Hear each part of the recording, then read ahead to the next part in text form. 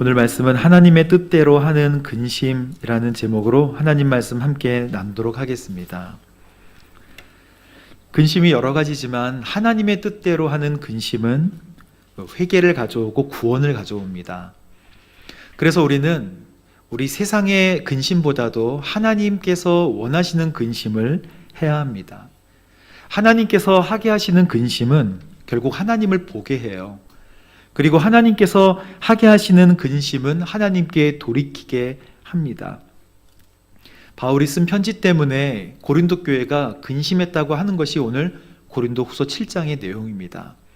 그러나 그 근심이 나는 전혀 부끄럽지 않고 후회가 되지 않는다. 왜냐하면 고린도 교회 여러분들이 하나님께로 돌아섰기 때문에, 방향을 바로 잡았기 때문에 기쁩니다 라고 하는 것이 오늘 고린도후서 7장의 말씀입니다. 바울이 고린도 지역을 갔을 때 고린도 교회에 1년 6개월 동안 머무르면서 교회가 세워졌어요. 그리고 나서 왔는데 이 교회에 문제가 생겼습니다. 너무 열심히 있었던 탓일까요? 서로 당파 싸움을 하는 거예요. 바울파, 게바파, 그리스도파. 바울이 이 이야기를 듣고 얼른 편지를 쓰는데 그게 고린도 전서입니다. 고린도 전서에는 당파 싸움을 막는 이야기들도 있지만 결혼을 어떻게 해야 하는지에 대해, 우상에게 드려진 음식을 먹는 것에 대해, 그리고 음행에 대해, 세상 법정에 교회에서의 분쟁을 세상 법정까지 가지고 나가는 이 참담한 이야기에 대해서 하나하나 조목조목 설명을 합니다. 그리고 문제가 해결이 됐어요. 그런데 얼마간 지나고 시간이 지나자 고린도 교회 안에 들어와 있던 거짓 교사들, 이 거짓 교사들이 바울은 한 번도 하나님 예수님을 보지 못했는데 그게 무슨 사도성이 있느냐, 그게 무슨 사도냐 라고 자꾸 고린도 교인들을 회유하고 이간질을 시키는 일 때문에 결국 바울에게 소식이 들리기를, 바울 당신은 사도입니까? 바울의 사도성을 폄훼하는 그런 일들을 바울이 듣게 됐어요. 정말 자녀같이 생각했던 고린도 교회를 생각하고 사랑하고 있던 그 마음에 정말 칼로 가슴을 베는 것 같이 슬퍼하고 마음이 아팠어요. 그래서 급하게 고린도 교회로 갑니다. 그런데 사람들이, 고린도 교인들이 반겨주지를 않는 거예요. 암묵적으로 동의하고 있는지 그 마음속에 그건 틀렸습니다라고 하지 않고 거짓 교사들이 이야기하는 그 말에 침묵하면서 동조를 했어요. 바울이 엄청난 배신감으로 돌아와서 눈물을 뚝뚝 흘렸을 거예요. 정말 눈물을 뚝뚝 흘리면서 썼던 편지가 눈물의 편지라고 하는 것입니다. 오늘 성경에 쓰여 있진 않지만 눈물의 편지를 써서 아주 호되게 너희들을 가르친다, 너희들은 바꿔야 된다, 너희 고쳐야 된다 라고 하는 하나님의 메시지, 마음을 담은 편지를 눈물 자국이 크크하게 떨어져 가면서 쓴 이 편지를 디도의 손에 들려서 고린도 교회로 보낸 거예요. 기다려도 디도의 소식이 없고 고린도 교회의 소식을 알 수 없자 바울은 이제 다시 내가 직접 가야겠다 하면서 이제 떠납니다. 드로아를 거쳐 빌립보, 유럽의 첫 관문인 빌립보를 거쳐서 막 마게도니아 지역으로 막 갔을 때 마게도니아 지역에서 드디어 만나요. 디도를 딱 만납니다. 아마 이랬겠죠. 어떻게 됐어? 어떻게 됐어? 막 이렇게 막 마음이 격양됐을 거예요. 어떻게 된 거야 도대체? 선생님, 해결됐습니다. 다 해결됐습니다. 그 눈물의 편지를 받고 고린도 교인이 회개했다는 거예요. 왜 회개했나요? 이 편지를 받아들고 보면서 고린도 교회 성도들이 근심을 한 거예요. 이 근심이 결국 회개를 만들어내고 구원을 만들어냈다는 것입니다. 바울이 고린도 교회를 보고 그러면 그렇지, 그러면 그렇지. 그리고 마게도니아에서 이제 편지를 씁니다. 여러분들 하면서 내가 좀 마음을 아프게 했지만 그래도 여러분들 믿습니다. 왜냐하면 그 근심이 여러분들을 회개로 이끌었고 그 회개가 구원을 이루었기 때문이죠. 역시 여러분들 화이팅입니다 라고 썼던 편지가 고린도 후서예요. 그래서 오늘 고린도 후서에 보면 바울의 막 개인적인 감정 같은 이야기들이 나오고 또 고린도후서 오늘 7장의 말씀이 바로 그 내용입니다. 7장 8절, 9절, 10절 말씀을 이제 이런 마음으로 읽어보도록 하겠습니다. 시작. 내가 편지로 인해 여러분을 근심하게 했다 할지라도 지금은 후회하지 않습니다. 내 편지가 여러분을 잠시 상심하게 했다는 것을 내가 알고 후회하기는 했으나 지금은 내가 기뻐하고 있습니다. 왜냐하면 여러분을 근심하게 했기 때문이 아니라 여러분이 그 근심으로 회개하게 됐기 때문입니다. 여러분은 하나님의 뜻대로 근심한 것이므로 결국 여러분은 아무것도 손해를 본 것이 없습니다. 하나님의 뜻대로 하는 근심은 구원에 이르는 회개를 가져오므로 후회할 것이 없습니다. 그러나 세상 근심은 죽음을 가져옵니다. 아멘. 첫 번째, 하나님의 말씀은 우리를 회개로 인도합니다. 편지는 하나님의 말씀이죠. 눈물의 편지는 근심하게 했지만 결국 뭘 가져와요? 회개를 가져오고 구원을 가져옵니다. 회개는 그냥 염려하고 후회하는 게 아니에요. 아유, 내가 왜 그랬지? 라고 그 자리에 머물러 있으면 그거는 후회지. 회개 아닙니다. 회개는 돌이키는 거예요. 회개는 더러운 것이 묻어 있어도 방향을 바꾸는 것입니다. 그래서 주님을 보는 거예요. 성경에서 말씀하고 있는 회개는 이것입니다. 우리가 결코 깨끗하지 않다고, 우리가 결코 의인이 아니라고 말씀하고 계세요. 우리는 본질상 진노의 자녀예요. 진노가 예비되어 있습니다. 그러나 우리가 주님을 바라볼 때, 원래 가던 방향에서 주님을 바라볼 때 주님 의롭다라고 칭의해 주신다고 하신 것이 은혜 아니겠습니까? 그래서 이 눈물의 편지, 바울의 쓴소리를 보고 듣고 고린도 교회가 회개를 했어요. 그랬더니 고린도 교회에 있던 당파 싸움, 그리고 음행, 그리고 교회 안에서 있었던 분쟁, 그거를 세상 법정으로 가지고 나가는 거, 동성연애, 우상숭배, 결혼과 이혼에 대해 듣고 하나님 말씀에 마음이 찔려서 근심하게 돼서 회개하는 일이 일어났습니다. 그래서 고린도 교회에 어떤 현상들이 일어나게 됐냐면 두려움과 사모함이 동시에 일어났대요. 두려워하는 마음도 생기고 갑자기 또 주님을 사모하는 마음이 생겨나고요. 열심히 막 생겨요. 잘못한 것에 대해서는 스스로 응징할 수 있는 힘이 교회 안에 생겼습니다. 그리고 성도들은 하나님 앞에 구별되는 게 칼로 잘라가지고 분리하는 것이죠. 이게 거룩입니다. 코데시. 지금까지 추구하던 방향이 바뀌고 걸어가던 방향도 바뀌었어요. 고린도 교회 교인들 문제가 많았지만 얼마나 성숙합니까? 그래서 오늘 11절 말씀해 보십시오. 바울이 진짜 그렇게 고백합니다. 11절 말씀 함께 읽어보도록 하겠습니다. 보십시오. 하나님의 뜻대로 하는 이 근심이 여러분 얼마나 간절함을 불러 일으키며 변호함과 의분과 두려움과 사모함과 응징의 마음을 불러 일으켰습니까? 여러분은 모든 일에 여러분 자신의 깨끗함을 보여주었습니다.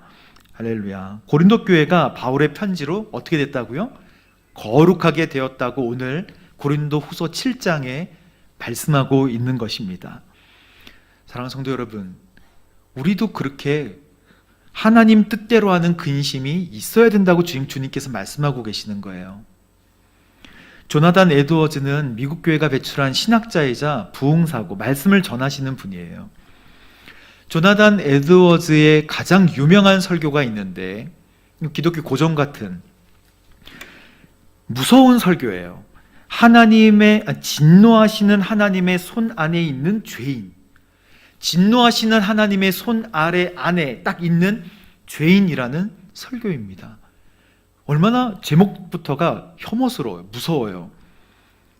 1차 대각성 운동이라고 얘기하는 1741년 7월 8일 엠필트 지역에서 이 설교를 했을 때 사람들은 깜짝 놀랐어요. 마치 핵폭탄이 터지듯이, 핵폭탄이 빵 터지듯이 사람들의 마음을 완전히 사로잡았습니다. 뭐라고 얘기했냐면, 에드워즈가 묘사하는 지옥의 끔찍한 참상과 하나님의 진노의 무서움 선포하니까 저녁에 사람들이 잠을 못 자는 거예요. 자다가도 내가 도대체 어떻게 해야 되나? 거기 그대로 그대로 인용하면, 어떻게 해야 구원을 얻을 수 있을까? 내가 지옥에 떨어질 것만 같구나. 내가 그리스도를 얻기 위해 지금 무엇을 해야 하는가? 얻은 줄 알았는데 내가 정상이 아니었네. 내가 예수님을 얻기 위해서 도대체 뭐를 해야 되나? 무엇을 해야 할꼬? 하면 큰 소리로 막 부르짖는 일들이 곳곳에서 펑펑펑펑 막 터지는 거예요. 성령의 주권적인 역사입니다. 막 터지는 거예요. 곳곳에서. 뭐가 시작되었나요? 근심이 시작됐어요. 하나님의 말씀을 들을 때 근심하는 마음이 시작됐고, 곧 근심은 뭘 가져와요? 하나님의 뜻대로 하는 근심이기 때문에 회개를 가져옵니다. 그래서 대각성 운동이라고 하는 것은 영적 부흥 운동이고, 영적 부흥 운동은 곧 회개 운동이에요. 그래서 다시 오늘 제가 이름을 다시 붙이면, 영적 부흥 운동, 회개 운동은 곧 말씀에 의한 근심 운동이다 라고 이야기할 수 있겠습니다. 그 책의 내용을 좀 자세히 읽어보면 소제목들이 그렇게 돼 있어요.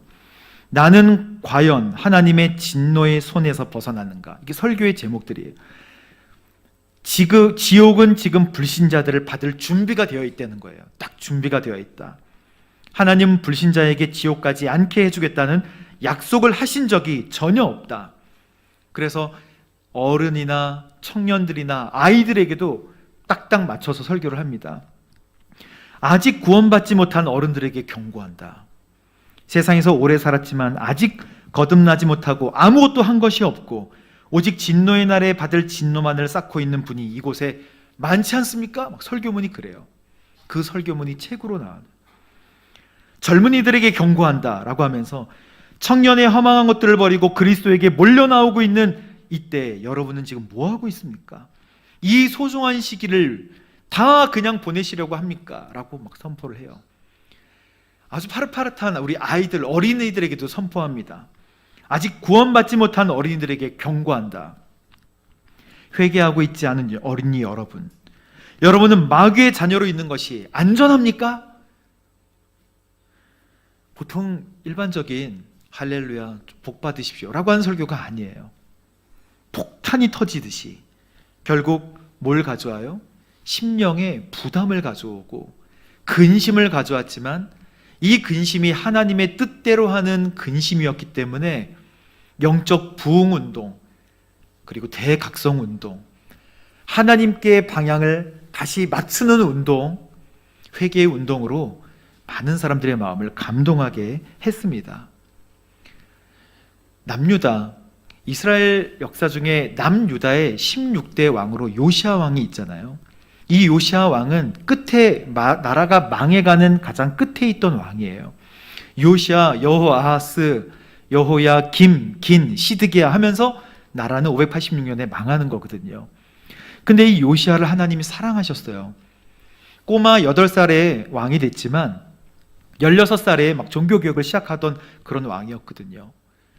그 위에 므낫세하고는 전혀 판도가 다른, 어떻게 아버지와 아들이 그렇게 다를 수 있을까? 달라요. 근데 이 요시아 왕이 성전 정비를 어느 날 시켰는데 대제사장 hil기야가 어떤 두루마르기 책을 성전 천장 같은 데서 아니면 헌금함 같은 데서 어떤 벽 같은 데서 숨어 있던 것을 찾아낸 거예요. 이 두루마기를. 그래서 서기관 사반에게 가져옵니다. 이런 거 발견했다고. 왜 서기관에게 가져오냐면 서기관이 성경을 읽고 해석하는 율법학자니까. 서기관이 그걸 들고 왕에게, 요시아 왕에게 가요. 요시아 왕에게 가서 읽어보라고 요시아 왕이 얘기하니까 읽습니다. 이 두루마기는 뭐냐면 모세의 책이에요. 모세 오경인 거예요. 하나님의 생생한 말씀을 담은 책인 거예요. 책을 읽던 중에 요시야가 옷을 찢습니다. 옷을 찢어버리면서 이렇게 고백해요. 역대하 34장 21절에 우리 조상들이 여호와의 말씀을 지키지 않았기 때문에 우리에게 내린 여호와의 진노가 너무 크다. 막 근심이 시작된 거예요. 우리는 이 책에 기록된 모든 것을 따르지 않았다. 그래서 결심합니다. 온 마음과 온 영혼을 다해 계명과 율례를 지키고 언약의 말씀에 순종하였더라 라고 성경에 기록되어 있습니다. 신속하게 우상을 없애요. 신속하게. 그동안 우상들이 남아 있었지만 신속하게 없애고 장로님들과 레위인들과 사람들을 모아서 그 전에는 없었던 사무엘 시대부터 이제 왕정기가 시작되잖아요. 사울, 다윗, 솔로몬부터 계속 왕정기가 시작되는데 이스라엘 백성들이 잊어버린 게 있어요. 잃어버린 게 있어요. 유월절. 하나님께서 유월절이라고 하는 거는 패스오버, 넘어간다는 뜻이잖아요. 어린 양의 피로 이 문지방과 문설주에 피를 발라 죽음을 면케하시고 애굽으로부터 구원하신 것을 기념하는 것이 유월절입니다. 그거 하나님께서 적과 꿀이로는 가나안 땅에 들어가게 할 때 까먹은 거예요. 왕들이 권력을 가지고 많은 아들, 딸들을 자기의 신하로 모신 다음부터 쓴 다음부터는 하나님을 잘 깜빡깜빡 다 계속 잊어버렸어요. 그래서 하나님께서 우리를 구원해 주셨고 여기까지 인도해 주셨다라고 하는 말씀이 없어진 시대에 율법책을 발견한 거예요. 그 말씀은 뭘 줬어요? 하나님의 말씀을 읽으면 하나님의 말씀이 우리를 근심케 해요. 하나님의 뜻대로 하는 근심. 그 근심이 회개를 가져오고 그 근심이 구원을 이룹니다. 결국 요시야는 하나님께 밑에서 애굽에서 위로 올라가는 왕의 군대에 의해서 금방 비참하게 뭐 이런 죽음이 다 있나 하면서 죽었지만 하나님께서 그 끝에 남유다의 끝에 비참함을 보지 않고 금방 하나님 나라로 데려가기 위해 금방 죽이신 것 같아요. 그렇게 요시야를 사용했는데 이전에도 이후에도 이 유월절을 이렇게 지킨 왕이 없었다라고 하나님 사랑하는 마음으로 요시야를 칭찬해 주십니다. 사랑하는 성도 여러분, 하나님의 뜻대로 하는 근심은 뭘 가져온다고요? 회개함을 가져오고 이 회개는 구원을 이루게 하는 줄로 믿습니다. 저도 어렸을 때 구원의 확신이 없었을 때 근심했어요. 도대체 어떻게 해야 되나? 저에게 근심이 찾아왔을 때 어느 날 새벽에 사실 무서웠던 우리 전설의 고향 시리즈 중에 가장 무서웠던 거는 네 달이 내나 시리즈잖아요. 그걸 보고 나서 자꾸 그게 생각이 나서 무서웠던 거예요. 장롱이 있는데 장롱이 자꾸 열려요. 이불을 잘못 넣어놔가지고 자꾸 장롱이 열리는데 그것도 무서운 거예요. 저녁에 기도를 하는데 구원의 확신에 대해서 굉장한 불안감이 찾아왔어요. 근데 그런 의심은 우리 모두에게도 반복해서 찾아오는 것이라 생각합니다. 내가 하나님께 구원받은 백성인가? 내가 죄 가운데 있을 때는 내가 구원받았나? 하나님이 나랑 동행하시나? 그러나 그렇게 하는 하나님의 말씀에 비춰서 계속 내가 염려하는 그 고민은 결국 회개를 가져오고 구원에 이르게 하는 하나님의 뜻인 줄로 믿습니다. 지금 자리가 헷갈린다 할지라도 보는 방향을 하나님께로 딱 맞추십시오. 제가 그때 찾아봤어요. 기독교 백화점에 가서 책자를 중학생이 막 찾아보면서 확신을 얻고 싶어서. 그런데 이 하나님은 누구신가라는 어떤 소책자에 그 말씀으로 확신을 얻게 됐어요. 로마서 5장 8절 말씀이 저에게는 확신이 되더라고요. 우리가 아직 죄인이 되었을 때 그리스도께서 우리를 위하여 죽으심으로 하나님께서 우리에게 대한 자기의 사랑을 확증해 주셨다. 나는 확증할 수가 없어요. 그러나 감사한 거는 하나님이 확증을 해주시는 거예요. 나 그거 믿기만 하면 되는 거예요. 그래서 내 믿음이 좀 불완전해도 하나님이 꼭 붙들어 주신다라고 하는 말씀에 저는 정말 위안을 많이 얻었습니다. 그리고 그 근심이 좀 가시고, 그리고 회개함과 하나님에 대한 구원의 확신이, 굳건한 구원의 확신이 그때 생겼어요.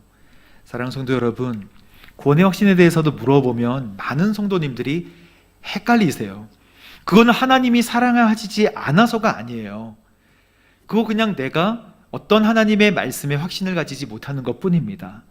하나님 반드시 구원하실 줄로 믿습니다. 그래서 하나님의 뜻대로 하는 근심을 하나님 말씀을 통해서 계속 가지게 되길 바랍니다. 맹목적인 근심이 아니고 하나님의 말씀을 펴서 읽어내면 통독도 좋아요. 하지만 하나님께 자세를 갖추고 내가 하나님 말씀하여 주십시오. 내가 듣겠나이다. 말씀하여 주십시오. 내가 듣겠나이다. 라고 사무엘같이 하나님 앞에 서면 하나님의 말씀하시는 것이 처음엔 잘 들리지 않지만 점점 더 분명하게 들려요. 점점 더 이게 하나님의 뜻이라는 것을 알 수 있어요. 더 깊은 하나님과의 만남으로 들어가게 되기를 주님의 이름 축복합니다. 두 번째, 세상의 근심은 우리를 죽음으로 인도합니다. 세상의 근심, 죽음으로 인도한다는 것은 하나님과 멀어지게 한다는 거예요. 누구도 자유로울 수 없어요. 세상의 근심은 세상의 것을 가지려고 하는 데서 오는 근심이기 때문에 기본적으로 채워지지도 않고 만족도 없습니다. 예수님은 이런 사람을 가시덤불에 떨어진 씨와 같이 비유했어요. 마태복음 13장에 나와 있죠. 그래서 하나님의 말씀이 떨어지지만 싹이 나지 않아요. 그래서 제자들이 물어봐요. 이게 도대체 무슨 뜻입니까? 예수님이 자세히 설명해 주십니다. 이 세상의 걱정과 돈의 유혹이 말씀을 막아서 열매 맺지 못하게 하는 사람이다. 이 세상의 근심과 돈의 유혹이, 목적이 그런 거죠.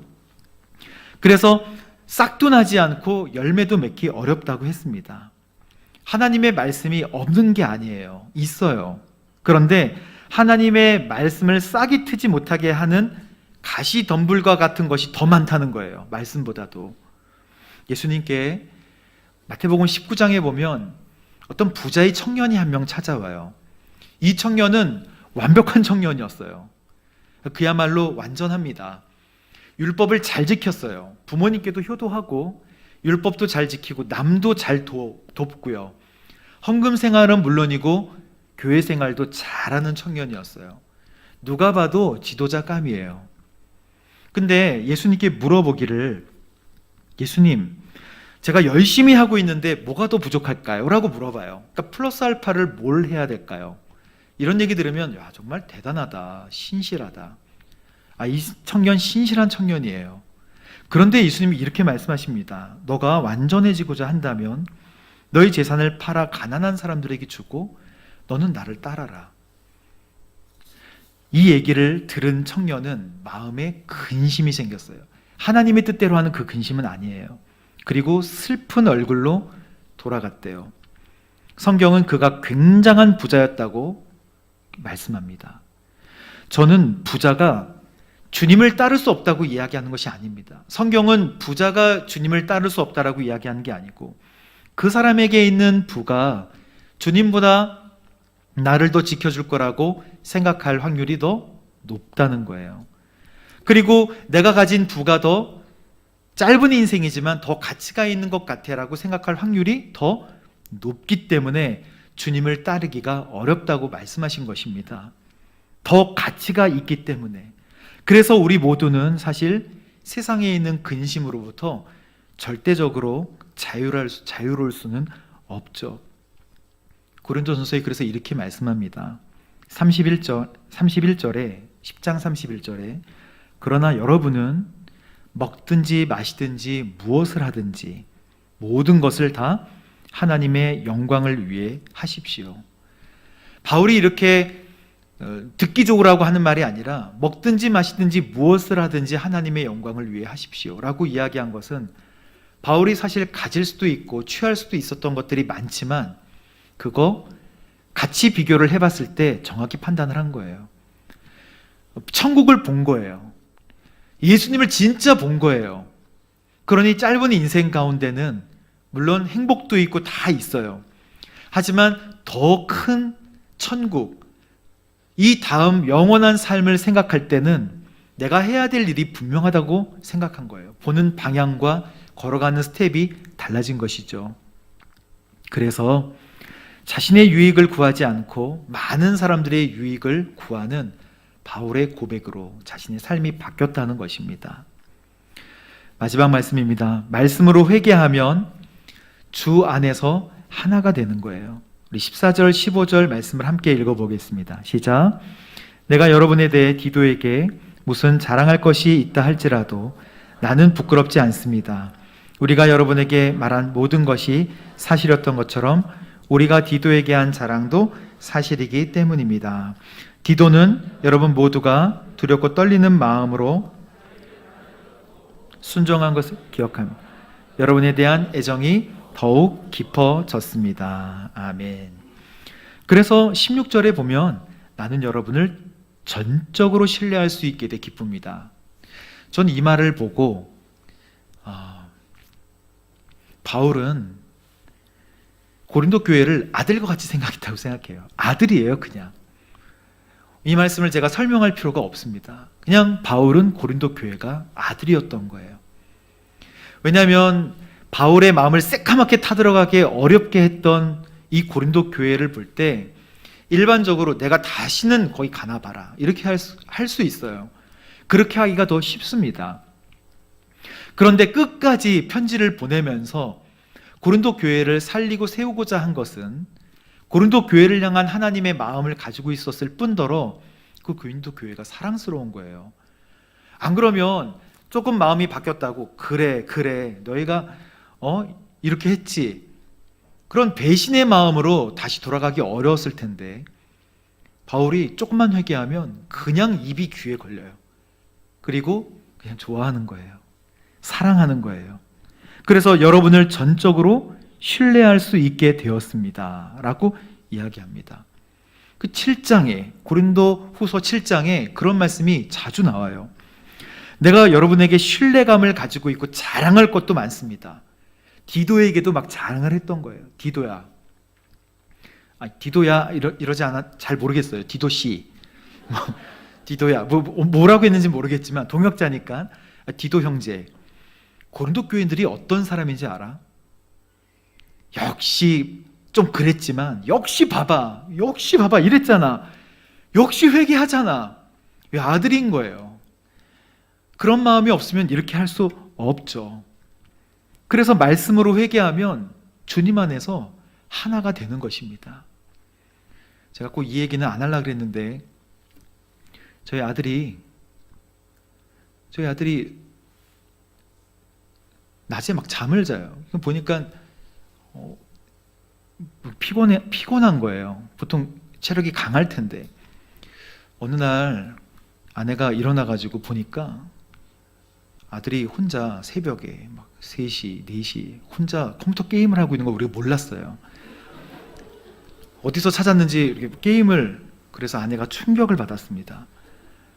컴퓨터 하지도 않을 뿐더러 근데 이 아이가 몰래 그거를, 하여튼 아이들은 영리해요. 저희가 그걸 보고 저는 못 봤죠. 아내가 이제 조용히 저한테 얘기를 해요.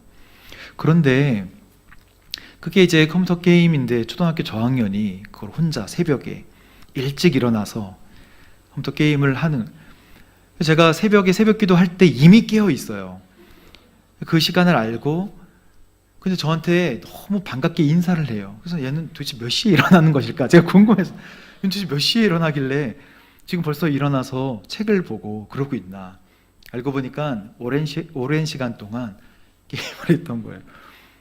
저도 충격을 받았지만, 저도 이렇게 마음이 좀 그랬지만 말은 하지 않았어요. 그런데 아들이, 제가 너무 감사하고 너무 좋았던 거는 뭐냐면, 아내랑 같이 우리 아들이 얘기하다가 아빠에게만은 이걸 어떻게 얘기해야 될지 모르겠다고 얘기를 한 거예요. 아빠에게 있었던 그 신뢰감을 내가 어떻게 회복해야 될지 모르겠다. 아빠에게 혼나는 것은 너무, 혼나는 게 아니라 그런 마음과 모습을 줬다는 게 나는 너무 싫다. 그래서 저랑 조용히 얘기할 때 어떤 벌도 달게 받겠습니다 이러더라고요. 저학년이 어떤 벌도. 그러면 이거는 부모와 자식과의 관계만 가능한 거예요. 그래서 제가 혼내지도 않고 그거는 잘못됐지. 너가 스스로 판단해서 잘 하도록 해라. 그리고 이제 그 게임이 무엇인가 제가 알아보기 위해서 그 게임을 제가 몇 번 해봤어요. 그래서 이제 교육자실 컴퓨터도 깔아다가 제가 해보고 이런 걸 좋아하는구나. 그래서 이 일주일에 주일날 오후에 제가 아들하고 들켰던 그 컴퓨터 게임을 30분간 같이 하게 되었습니다. 뭐 훈훈한 얘기다 이거보다도 자녀인 거예요. 그래서 제가 아들에게 느끼는 감정은 너무 고맙고 너무 감사하고 너무 신뢰가 돼요. 믿어요. 실수하더라도 더 믿어요. 더 사랑스럽고 그런 거 아니겠습니까? 오늘 말씀이 내가 디도에게 뭘 자랑하고 막 그랬는데 결국 순종한 것을, 그래서 애정이 더욱 깊어지게 되고 나는 여러분을 전적으로 신뢰할 수 있게 돼 기쁩니다. 이 말은 그냥 자녀인 거예요. 하나님은 우리를 자녀로 삼으셨습니다. 삐뚤어져 나가도 하나님 바라보고 하나님이 뜻대로 하는 근심 가지게 되면 하나님 기뻐하여 주신 줄 믿습니다.